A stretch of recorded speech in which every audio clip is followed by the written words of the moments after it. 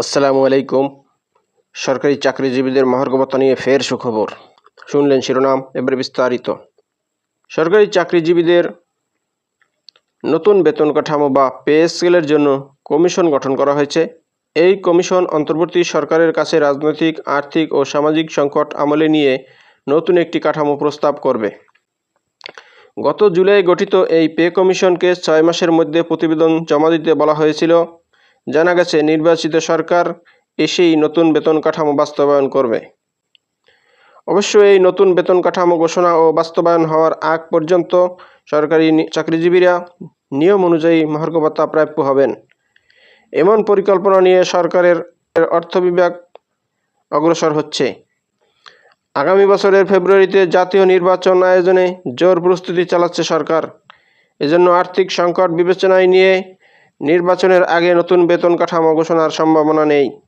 তবে pay commission প্রতিবেদন জমা দিলে সেই অনুযায়ী একটি বেতন কাঠামো সুপারিশমালা চূড়ান্ত করবে সরকার। ভোটের পর নতুন সরকার ক্ষমতায় এলে তা বাস্তবায়ন করবে।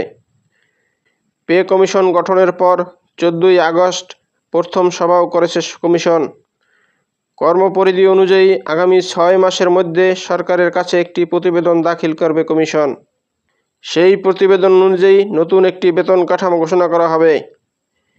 কিন্তু কমিশনের প্রথম সভায় গুরুত্বপূর্ণ ইস্যু হিসেবে বিবেচনায় নেওয়া হয়েছে দেশের বর্তমান রাজনৈতিক, আর্থিক ও আর্থসামাজিক অবস্থা।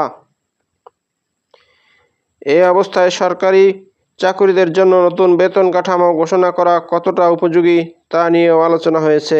অর্থ উপদেষ্টা ডক্টর সালেউদ্দিন আহমেদ বলেছেন, নির্দিষ্ট সময়ের মধ্যে কমিশনকে প্রতিবেদন জমা দিতে বলা হয়েছে।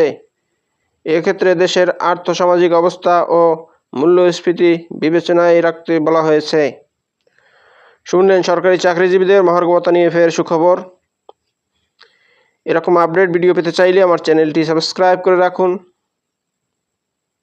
তো ভালো থাকুন, সুস্থ থাকুন। আবার কথা হবে নতুন কোনো ভিডিওতে। সে পর্যন্ত শুভকামনা রইল। আসসালামু আলাইকুম।